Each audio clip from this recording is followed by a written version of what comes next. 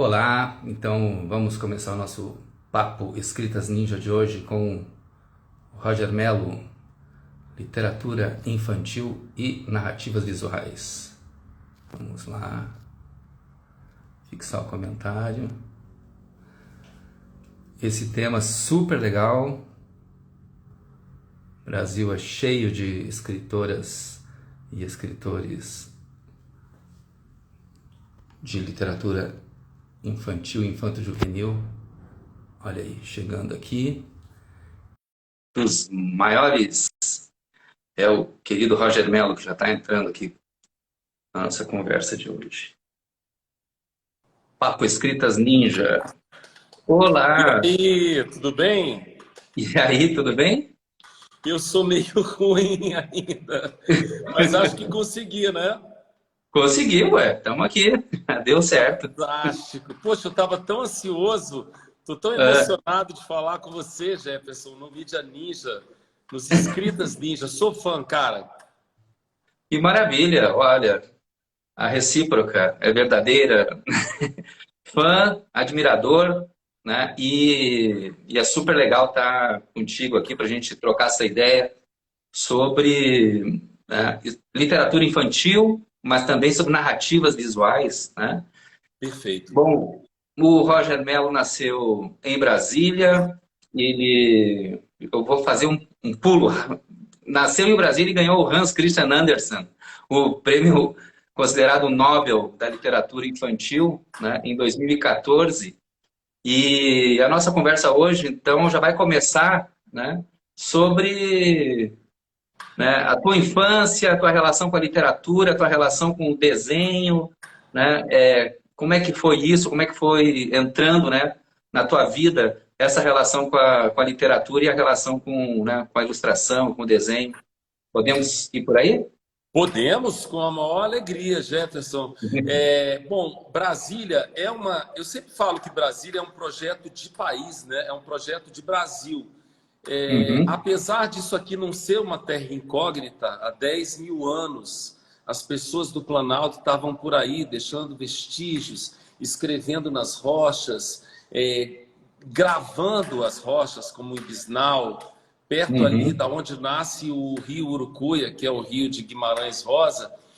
A uhum, cidade, eu nasci em pleno AI-5, né? Assim, então a uhum, gente literalmente cresceu no regime de exceção, num regime baseado na opressão e na perseguição, claro, como sempre, dos livros, dos artistas, das artistas pensadoras, pensadores.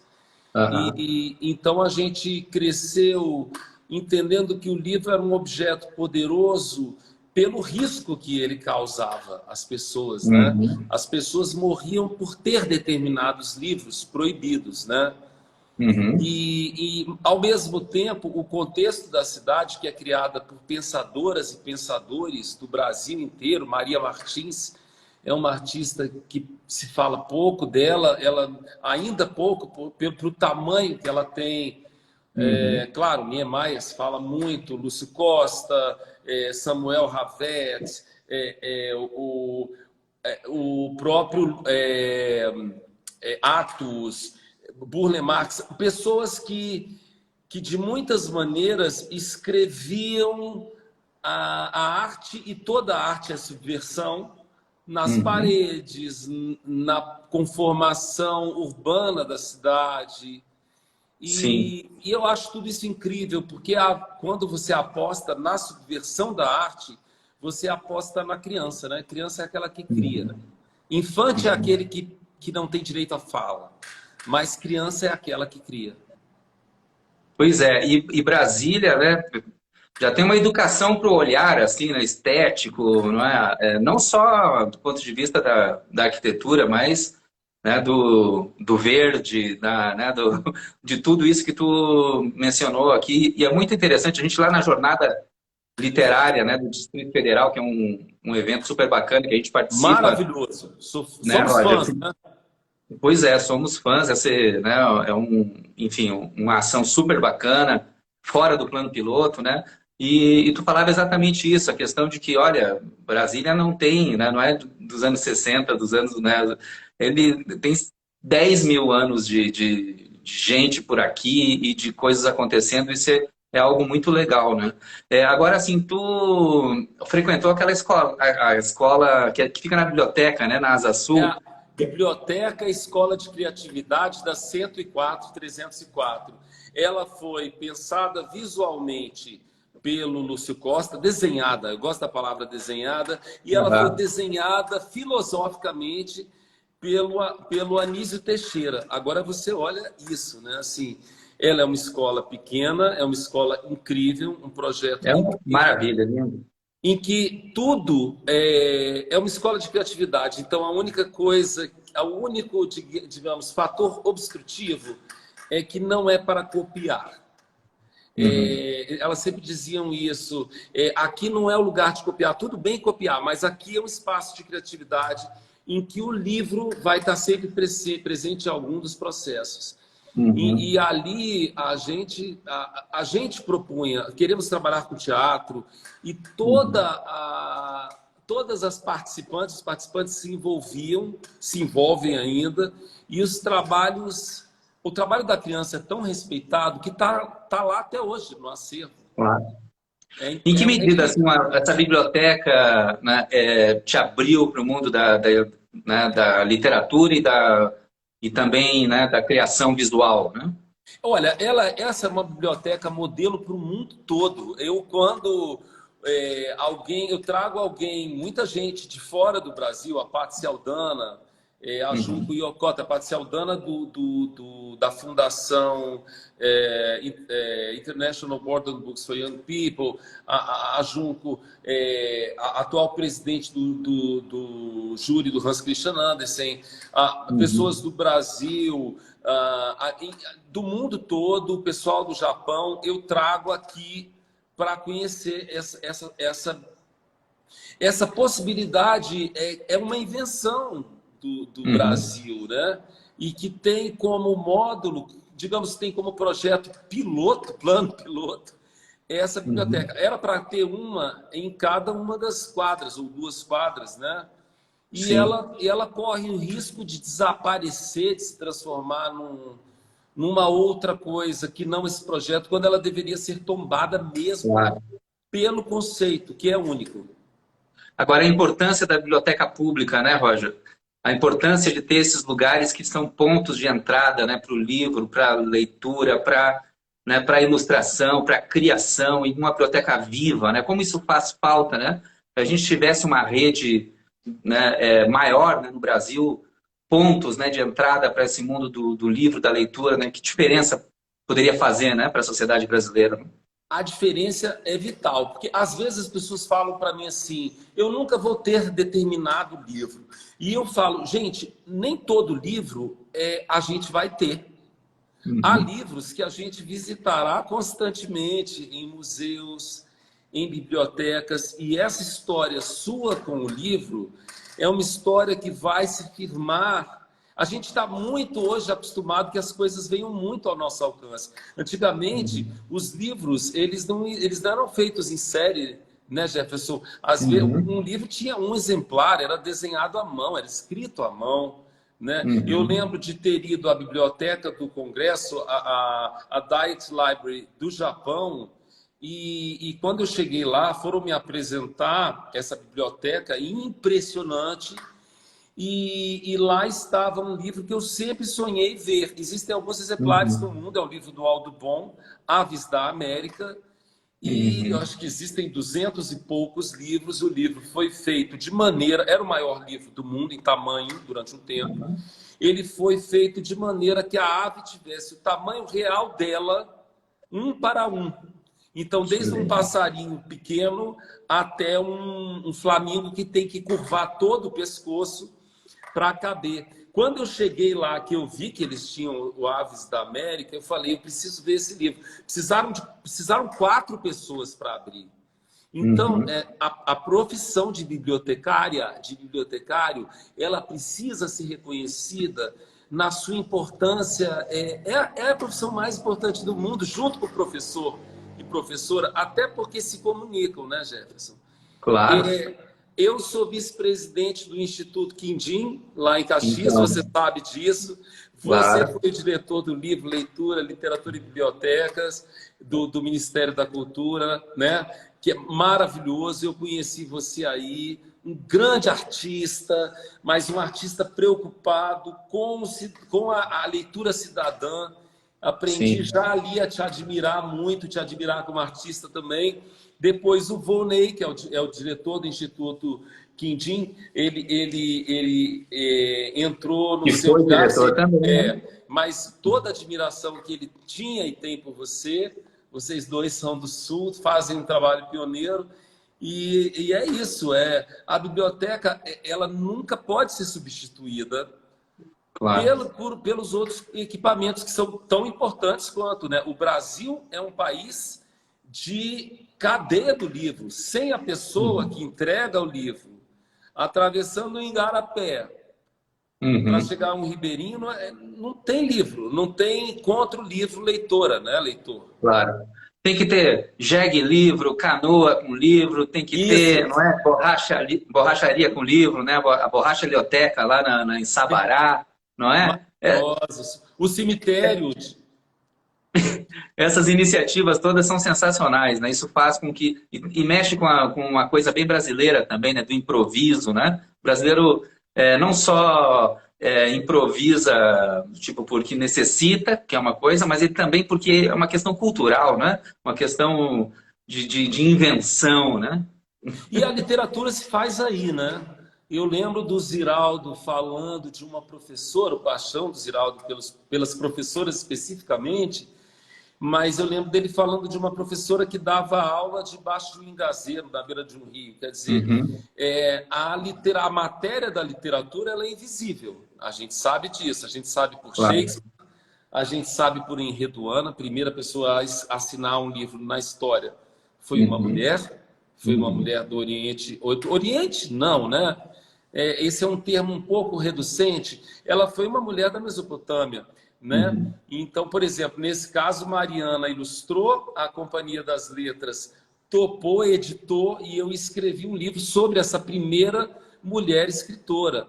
Então, Uhum. a matéria da literatura, ela é a matéria do humano. E Claro. mesmo do não humano também, né? E trabalhou com o Ziraldo, né? Como é que foi essa Trabalhei, experiência? Deve ser uma olha, maravilha, né? olha, três coisas muito importantes. São muitas, mas três. Um é a biblioteca, essa biblioteca Escola de Criatividade da Uhum. 104, 304. Por favor, vão lá, visitem, é aberta a todos e todas. Depois, a ESD, Escola Superior de Desenho Industrial no Rio, ela está ligada ao ERJ, mas ela tem ela é muito brasileira também, na medida que ela está no Uhum. centro da cidade, onde as coisas acontecem. O Rio é também um lugar que abraça as pessoas de fora, assim como Brasília. É um Uhum. lugar feito de outros lugares, todas as cidades do Brasil, né? Uhum. E depois o Ziraldo, porque eu fui estagiar na Zap com o Ziraldo. E eu lembro dele chegar e viu meu portfólio e falou assim, pessoal da Este é exigente, né? Mas a cozinha da coisa é diferente. Ali eu vi que eu estava encontrando com um amigo de Darcy Ribeiro, né? Eu estava Pois é. encontrando com todo esse, ele era muito amigo ainda muito amigo da minha Uhum. tia Tantídia, foi uma das Uhum. pessoas que teve que jogar livros de amigos pelo Lago Paranoá, né? O Uhum. livro Clarice, que eu fiz com o Felipe Cavalcante, fala disso. Ela foi uma das pessoas que teve envolvida porque todas as pessoas legais eram subversivas no Brasil, né? As que não eram ajudavam subversivos, né? Porque o Brasil, como diz a minha amiga Lidia Schwartz, é um país também do amor, do carinho, da criatividade, mas é o país da opressão insistente, né? É um Pois é. país que cresceu, que se estica e que vive hoje sobre a égide da opressão. Um outro lugar muito importante foi a Casa do Pontal. É uma Ah, ideia do do Burle Marx, com um artista fugido, ele é fugido mesmo, ele é um artista belga, o Jacques Van de Beek, que vem para o Brasil e se apaixona pela arte tradicional brasileira, fugindo do nazismo, que começa a crescer, e o Burle Marx fala assim, você tem que fazer aqui o seu museu. Ali na Barra de Guaratiba, onde eu e Volney temos a casinha também, e a Barra de Guaratiba também é ligada a tudo isso que a gente está falando. Que maravilha. Então, tu ficou um tempo com o Ziraldo, esse aprendizado, como é que tu absorveu isso? Como é que foi entrando assim na tua vida? Porque a gente vai começar a falar agora sobre essas narrativas visuais também, né? Eu comecei a estagiar com o Ziraldo e eu acho que eu nunca parei, né? Eu simplesmente comecei a fazer outras coisas, mas eu lembro que quando eu tive que fazer outras coisas e tal, ele falou assim, o outro sócio falou, mas você quer fazer teatro? Você quer fazer outras atividades ligadas às artes? Isso é uma confusão. E o Ziraldo falou, deixa o menino. Né?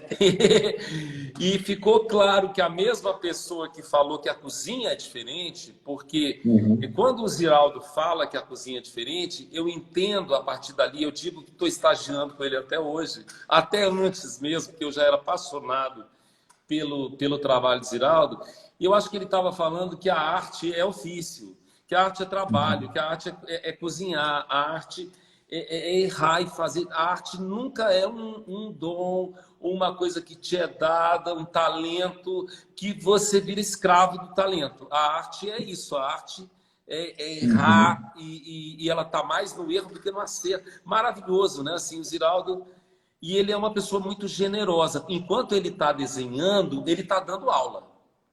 Entendeu? Que maravilha. Então, e a tua produção? Como é que começa?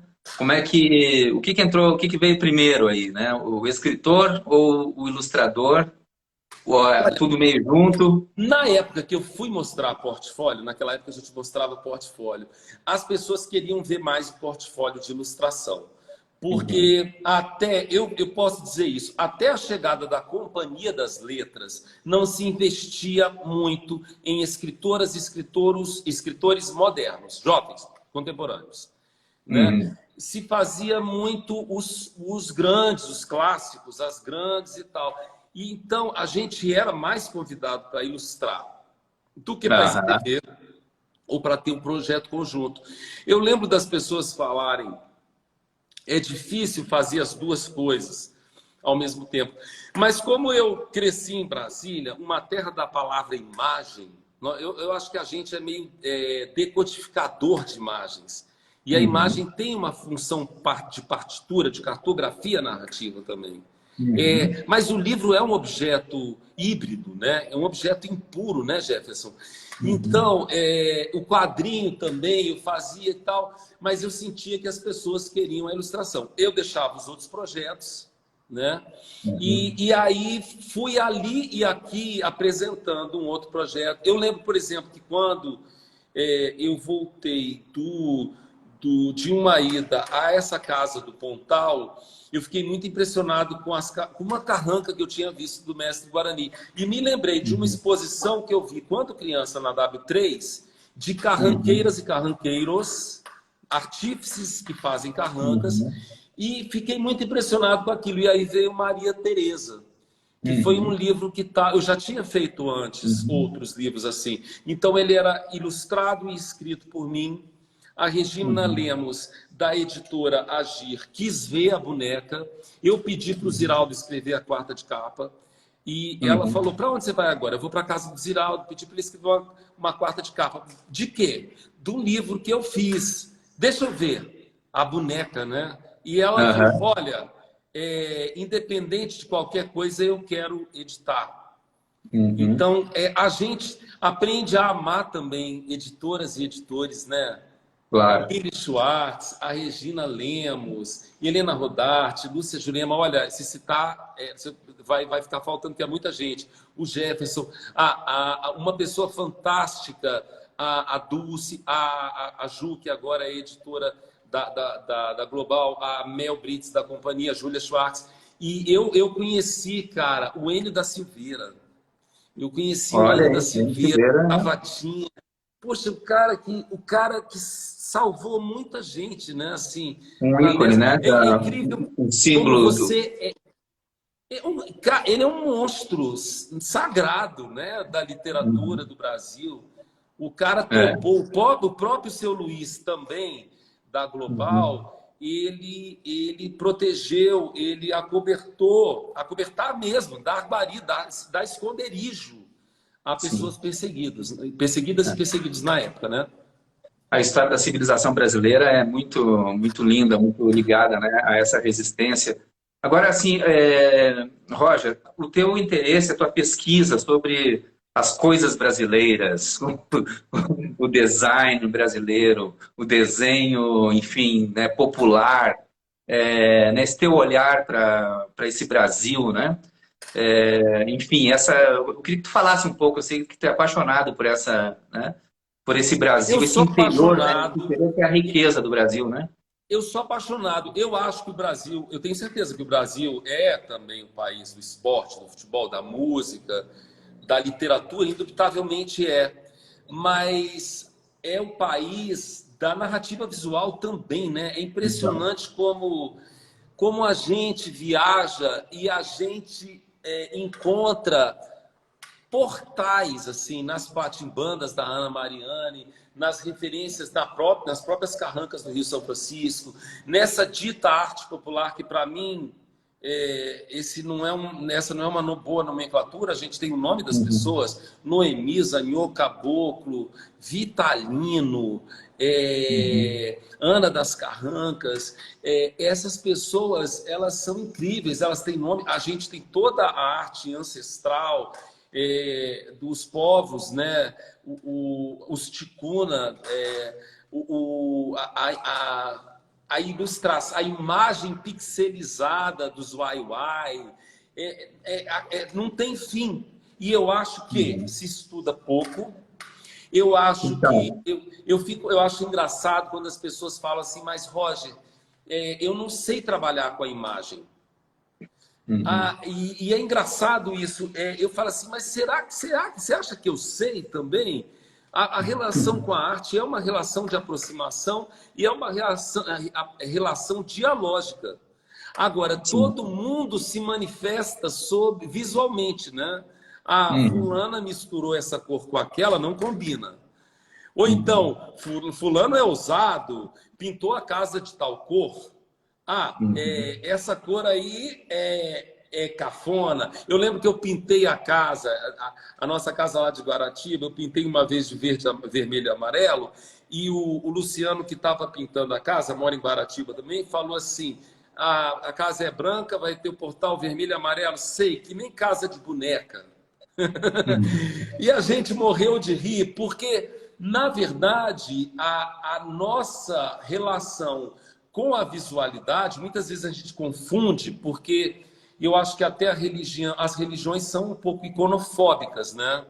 Uhum. Elas têm medo de trabalhar com a imagem, e eu acho que isso se instalou no pensamento geral. A imagem, a imagem é ampla demais. A imagem é aquela existe uma ideia de que a imagem estaria ligado a uma liberdade maior do pensamento, mas a arte em geral, a literatura, ela não está só no que é escrito, né? Uhum. Ela está no Agora, não assim, escrito. por outro lado, né, também o escritor é uma figura que transforma tudo em imagem, no sentido de que ele escreve, aquilo que é abstrato não interessa tanto quanto o que é concreto, né, no sentido de você desenhar com a própria palavra, né? Ou seja, tudo é um trabalho com imagem, né? Não, Tanto o e ilustrador quanto o próprio escritor, né? mais que isso, eu diria que o livro, falando especificamente de livro, porque, Uhum. veja, eu não estou falando tanto de artes plásticas. Eu amo artes plásticas, arte contemporânea e tal, mas a gente está falando de artes gráficas. É uma Uhum. relação com o livro. É uma relação Sim. com os fatores obstrutivos gráficos. É uma Sim. relação com um objeto que quer ser narrativo, que não quer recusar a narrativa. E, mais que isso, é uma relação, segundo a minha amiga Junko Yokota, o que acontece entre palavra, imagem e design num livro, que uma vez que os três se associam, eles não funcionam mais em separado. Existe Uhum. digamos assim, um quarto, uma terceira idade, um elemento dialógico criado dessas massas, a forma do livro, o cheiro do Uhum. livro, as ilustrações e a palavra. A palavra também é uma imagem, né? A mancha Uhum. gráfica, o que é a mancha gráfica? É o texto, são as linhas, aquilo que de longe parece um cinza. E Jefferson, eu Uhum. nem gosto de usar a palavra livro ilustrado. Por quê? Uhum. Porque o livro, na origem, se a gente pensar no livro mais antigo da história, e é difícil, tem que se definir, né? O livro dos mortos do Egito é um livro escrito para as divindades, sobre cada Uhum. uma daquelas pessoas. Mas as pessoas que preparavam o livro, os escribas, as escribas, pele negra, África, uma Uhum. maravilha, os núbios também, eram filósofos, filósofas, eram iluminadores, escritoras, eram ilustradores, ilustradoras. Uhum. E o que acontece? Ali não existe separação entre palavra e imagem. Uhum. Não dá para separar. É uma simbiose. Se você Sim. arranca, não é um mutualismo. Se você arranca, todos morrem. Quem queria Uhum. um livro na Biblioteca de Alexandria não queria o PDF do livro. Não, não me entrega cópia, não. Eu quero o original, eu confisco o original, eu contrato bons copistas, boas copistas e te Sim. entregam a cópia. Os navios ficavam esperando no porto a cópia ser feita para ir embora. Era um imposto, né? Um imposto literário, que é uma coisa sensacional. Passar por Alexandria, tu tinha que deixar o que tu tinha de livro dentro do navio para ser copiado né, antes de continuar. Exatamente. O Códice Maia, que é chamado de códice, a pessoa fala assim, ah, mas não é um códice, é uma sanfona. Aí eu falo assim, Hum. peraí, mas a sanfona, ela é antes, talvez ela tenha vindo antes do códice, porque se você pega uma sanfona e junta, né, Aham. e se você une por um grampo ou por linha ela no meio, como muitos são, Uhum. ela se transforma num códice, num feixe de Uhum. páginas.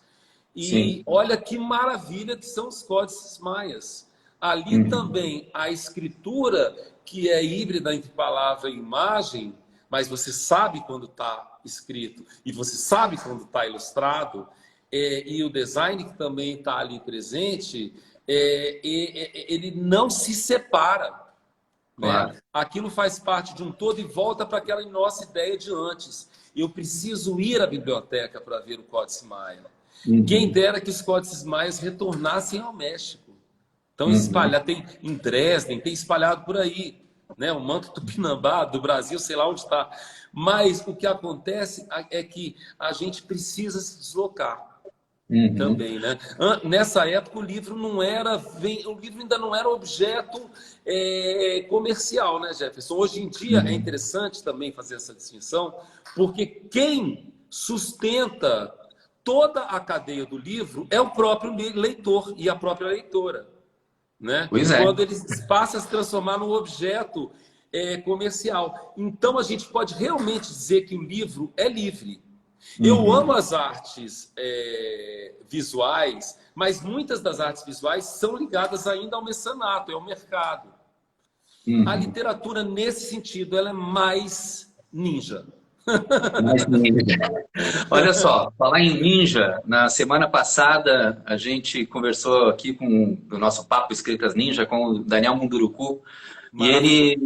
ele diz o seguinte, ele dizia que na verdade assim, a literatura indígena ela se volta bastante para as crianças porque as crianças estão abertas, né, a esse mundo com uma curiosidade maior. Isso tudo que tu falou antes aqui, a questão da criança como criador, né?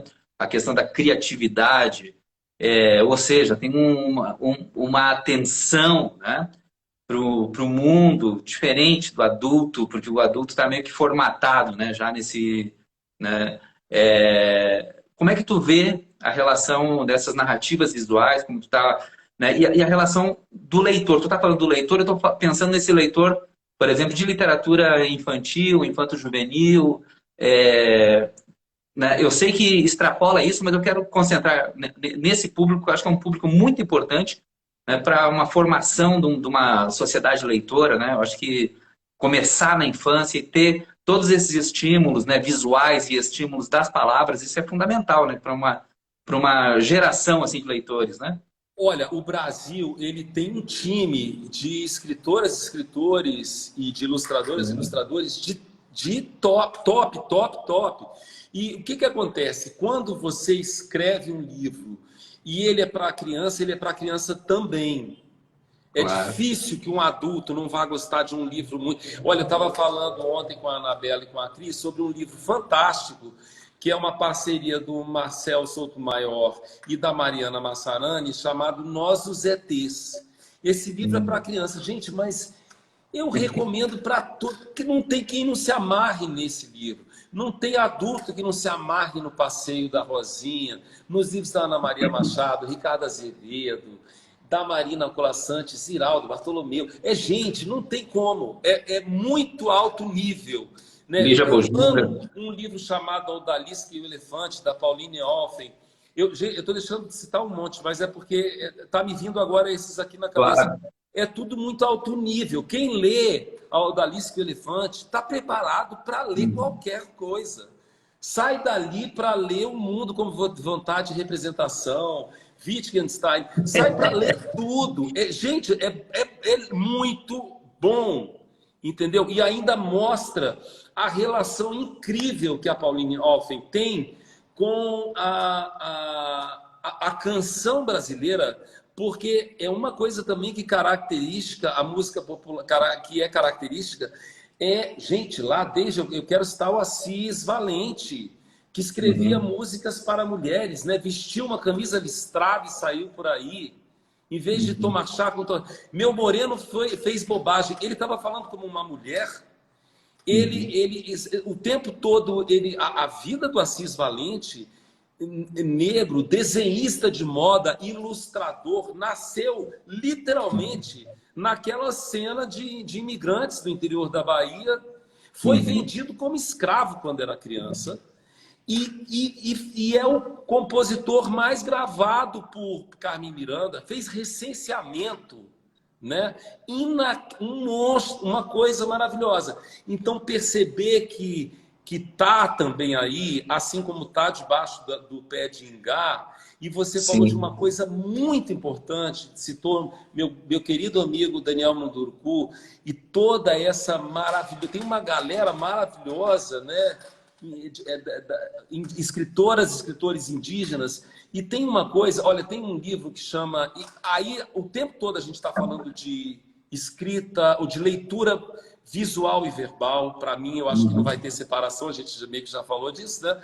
E tem um livro que mudou a minha vida, Shene Pabu Miui, Histórias dos Antigos, que é um livro, é um trabalho em cima de escritores indígenas, e aí, digamos assim, a sintaxe não está mudada, ali não se transformou as histórias incríveis e o jeito original de se contar em digamos assim, num cavalo do conto de fadas, ou na estrutura semelhante à narrativa greco-latina, né? Eu acho que ainda o Mário, tendo pesquisado muito, o Ney da Alvarenga, ele foi uma das pessoas que conseguiu perceber um pouco a originalidade dessa escrita. E eu acho que a gente ainda não sacou e ainda não pesquisou o suficiente, que não só as histórias são incríveis, as personagens são incríveis, mas a maneira de escrever é diferente. E assim como as línguas eram inúmeras, essas maneiras de escrever, esse arcabouço da escrita, essa arquitetura, ela é diferente. Claro. Então Olha só, falta mergulhar nisso. claro. Agora é o seguinte, né? Tem essa riqueza toda visual, essa produção toda, A gente estava aqui falando exatamente dessa necessidade de não ficar colocando, né, uma arte popular, porque ao mesmo tempo a gente vai criar uma distinção que, primeiro, que não é real, né? Também a coisa de que uma coisa é artesanato e outra é arte, né? Ou seja, tu não tem que fronteira tu vai, né, colocar, enfim, diversos mestres, né?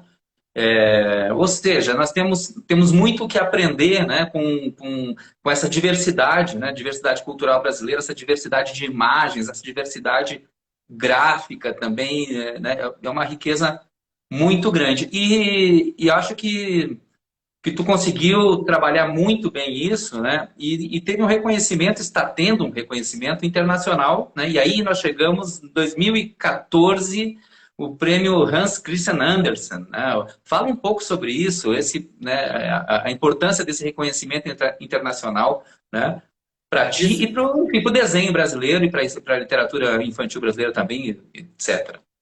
Olha, esse prêmio é um prêmio fantástico.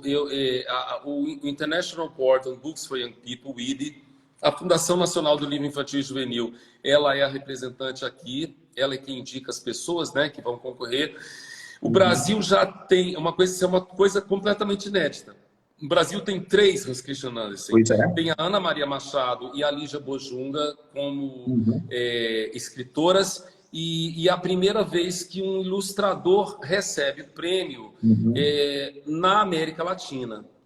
Eu acho que havia já uma vontade em todo o IB e em todos os participantes, porque você tem os representantes locais pelo mundo afora, de que Uhum. alguém da América Latina ganhasse esse prêmio.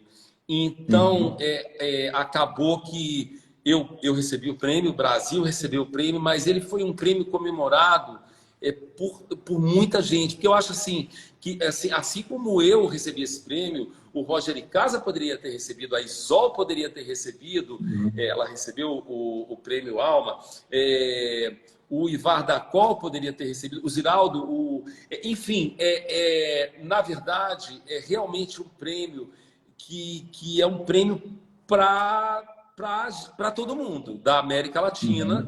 Eu acho que existia um incômodo, porque ainda não tem alguém que tenha recebido esse prêmio. Na verdade, Jefferson, se não tivesse um australiano, não teria ninguém do hemisfério sul. Poxa, tu vê, né? E aí, as pessoas, eu acho que elas celebraram. Olha, o Brasil era o país homenageado em Bolonha e veio abaixo, cara. Veio abaixo. O presidente do IB, que é da Malásia, meu amigo Reza, ele não conseguiu falar mais. Depois que ele falou, o negócio tremeu. E ele falou, gente, nunca comemoraram tanto. Eu falei, pô, a gente sabe comemorar, hein? Pois E é. teve E é uma teve época que o Brasil foi homenageado no Salão do Livro de Paris, foi homenageado na Feira de Frankfurt, foi homenageado em Bolonha, né? A gente estava por E isso é cima, né, muito Roger? importante, né? A gente estava junto, né, Jefferson? E isso é muito importante porque tinha muita gente de todas as origens, os estados, as Sim. regiões estavam ali representando. E aí, quando você tem essa representatividade, o país ganha com isso, porque tem muita gente envolvida na indústria do livro, né? Sim. E é muita oportunidade, muita tradução foi feita, enfim, o pensamento do Brasil, a gente sabe disso, a gente sabe via Coreia, que é um país. Sim. Eu já fui 24 vezes para a Coreia, eu e o Volney, né? É um país também, por causa disso, eu acabei tendo uma casa na Coreia também.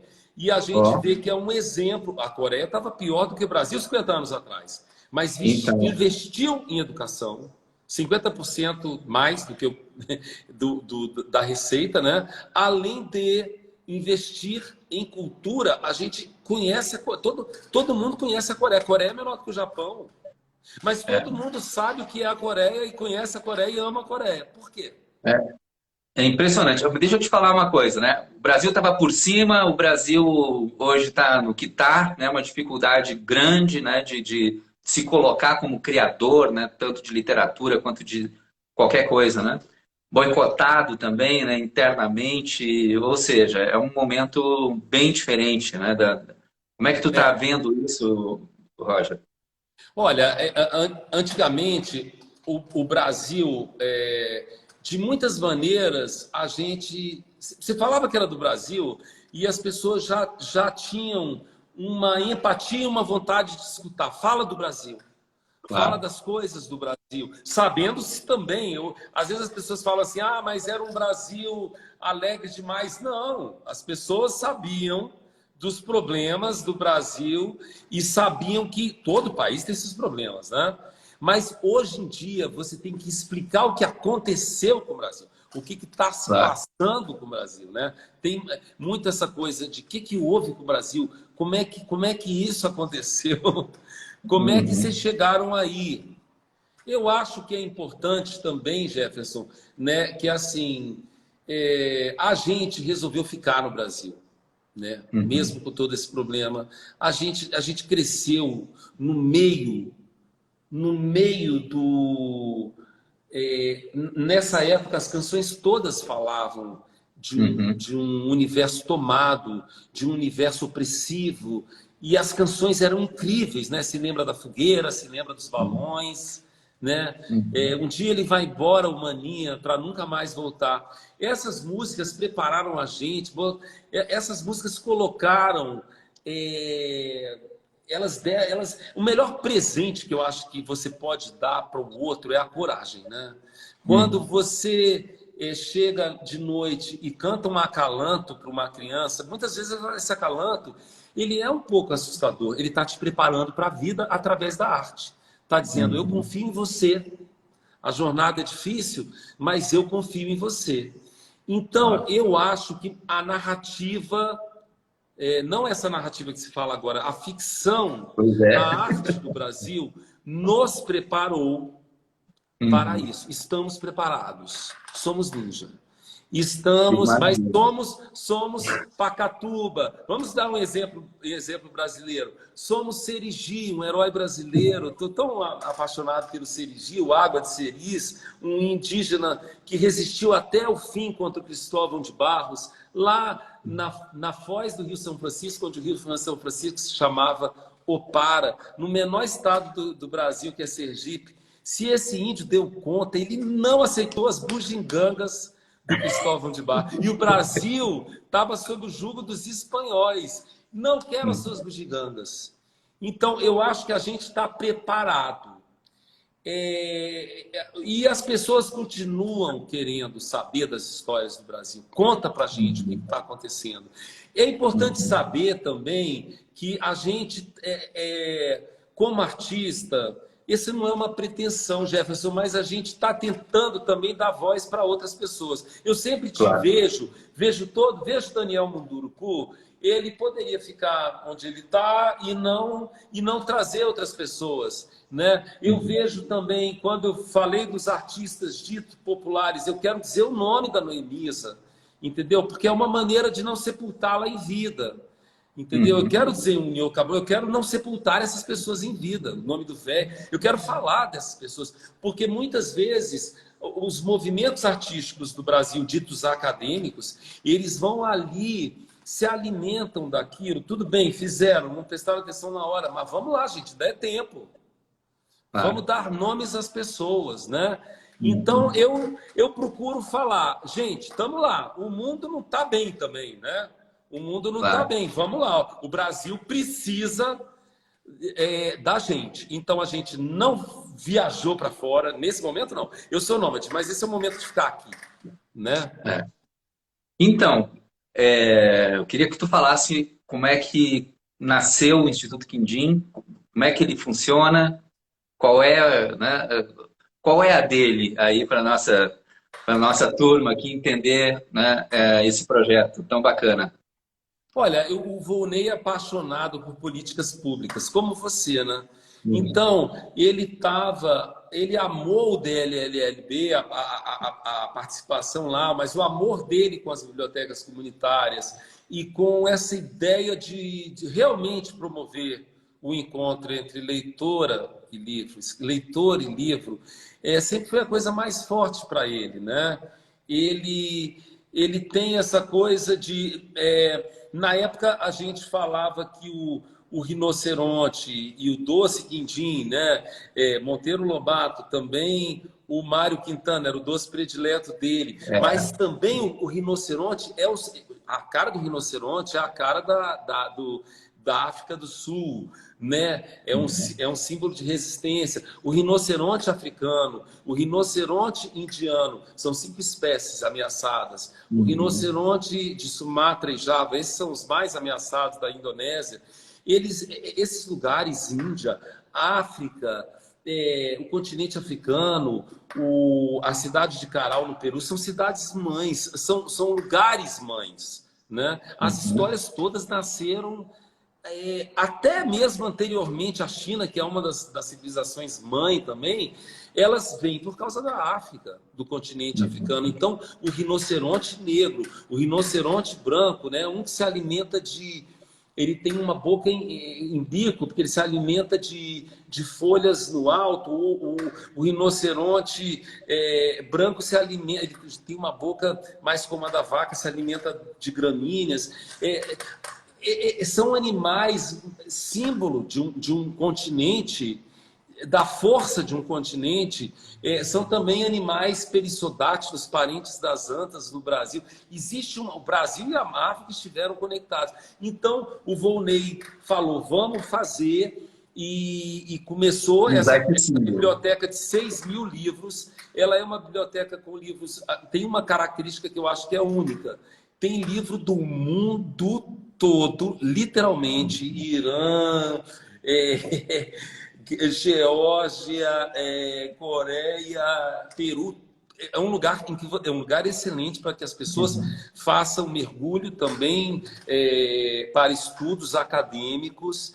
E a ideia é essa. Está em Caxias do Sul, mas a ideia é que seja um polo. E já existe uma comunicação com várias outras células-mãe da literatura em lugares diferentes do mundo.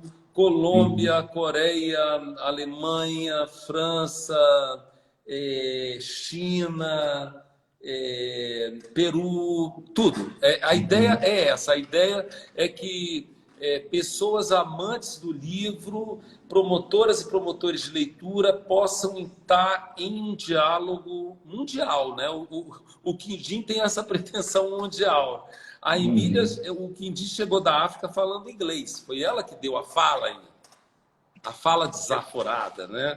Então a ideia é de que esse rinoceronte se una ao tapir e possa ser um instrumento da palavra, um instrumento da ficção mesmo.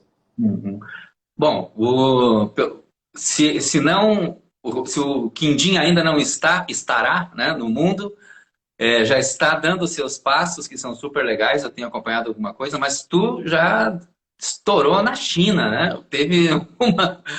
eu queria que tu falasse um pouco de um livro teu que acabou, né, sendo o livro mais vendido, distribuído, né, de autores estrangeiros. Como é que é isso? Na China? Teve dois, porque tudo na China é imenso, né? Bom, a China, para começo de conversa, inventou o tipo móvel, não foi Gutenberg, não. 400 anos só. Ela inventou o tipo móvel. O Gutenberg adaptou, isso não é pouca coisa, não estou tirando a importância. Mas a gente está falando de um país que criou também a xilogravura e criou o papel. E a China é um país fantástico, é um país feito de muitos países, né, Jefferson? Um país que tem um amor pelo Brasil. Gente, eu fico, às vezes, as pessoas atacando a China, elas não entendem o quanto que os chineses amam o Brasil. E amam mesmo, amam de conhecer, de ter interesse.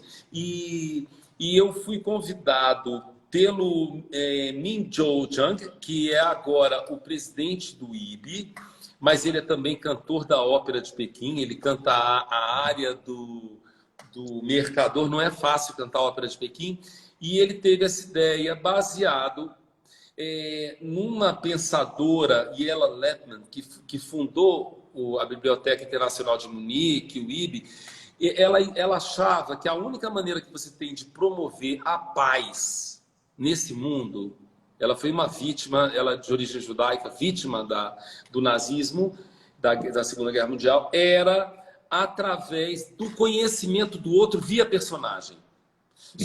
Somente lendo uma história sobre alguém que não tem nada com você, ou tem algo semelhante num livro ou na ficção, é que você pode falar, cara, eu não quero guerrear com alguém que eu conheço. Esse é o Né? papel da literatura, a empatia, né?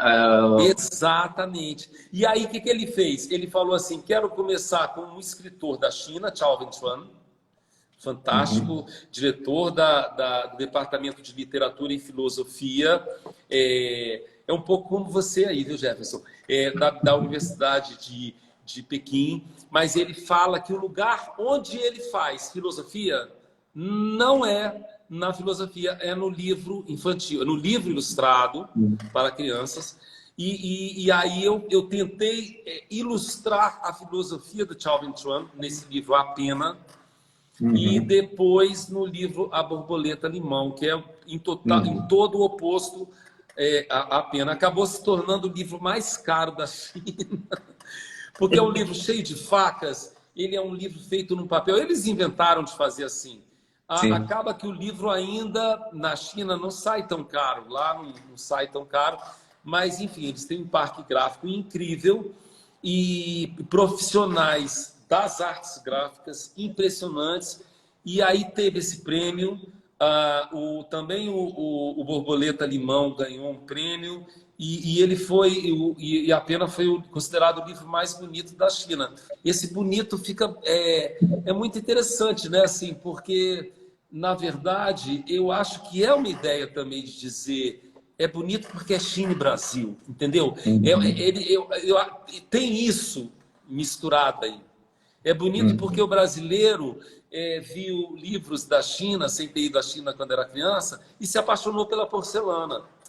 E eu aprendi na Coreia e na China que a porcelana é o primeiro artifício que o ser humano fez. A porcelana é feita de barro e água, mas ela não está na natureza. Depois que ela está pronta, ela não volta a ser barro e água. E a porcelana, ela surgiu na China ao mesmo tempo em que a palavra e a imagem narrativa surgiram. Né? Então é muito interessante perceber que também a porcelana chinesa e a história da porcelana no mundo é a história do livro também. Claro. Super bacana, inclusive assim, as tabuletas de barro, né? Por exemplo, na Mesopotâmia. Teve um momento, não é exatamente a mesma história, óbvio que não, mas quando eles começaram a queimar, é que né, tu teve uma fixação, né, daquilo que estava ali escrito, porque antes aquela escrita ela se dissolvia, mas quando ela começou a endurecer, ou seja, a origem é essa, né, a origem do livro, tanto na China quanto, né, na Mesopotâmia, tem a ver, né, com o barro, né, com essa... Agora, nós estamos indo para o finalzinho, tá? Não, mas você falou uma coisa maravilhosa. É muito bom dialogar com você, Jefferson, porque você falou uma coisa muito importante. É parecido, mas é diferente. Às vezes as pessoas acham que a ilustração originou a palavra e vice-versa, surgiram juntas. A verdade é que elas surgiram de maneiras diferentes, com a mesma matéria no mundo todo. Né? E é muito importante perceber que não existe um único modelo de história da narrativa. A gente precisa mesmo sair desse ponto de vista eurocêntrico. Exatamente. Né? E tanto storytelling, modelo americano. Né? Essa primeira filósofa, a primeira escritora do mundo, a primeira pessoa a escrever. É uma mulher, é enredoana. Você falou bem, placas de barro. E o material em que ela escreveu permaneceu. Então, ela foi banida da história da literatura e deu trabalho.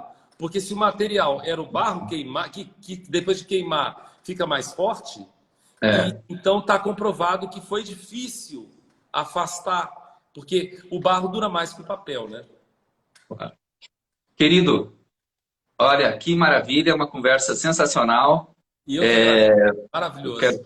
Quero só te agradecer. Tá? A gente faz todas as quintas-feiras aqui o nosso Papo Escritas Ninja, e acho que foi super bacana para todo mundo acompanhar aí essa tua trajetória e essas nossas, né, enfim, essas trocas e principalmente esse teu amor pelo, né, pelo design, pela escrita, pela produção brasileira. Isso é uma coisa tão importante, né, da gente colocar em evidência, né, o tamanho desse país, né? Esse país ele não pode ser diminuído, não pode ser, né, Nunca. achatado numa coisa que não é ele, né? Ele é muito maior do que isso tudo, né? E a Então, nossa história se comunica com a história de outras pessoas, né, Jefferson? E viva Escritas Ninja, sou fã, e o leitor e a leitora, né? A gente faz para eles, para a criança que precisa receber o melhor, né? claro.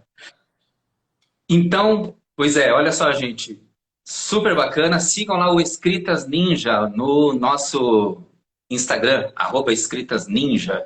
E a gente faz esse Papo Escritas Ninja no apoio da plataforma de escrita criativa Quadro Amarelo, né? Se você quiser conhecer também. Super legal. Grande beijo. Sigam também o Instituto Quindim. E viva o Instituto Quindim. E todo mundo que trabalha pelo livro, pela leitura, pela literatura, pelo desenho, né? Nesse Isso. país. Maravilha. Viva Jefferson, Até. viva Escritas Ninja. Tchau, até mais. Tchau. Falou. Até. Obrigado, pessoal.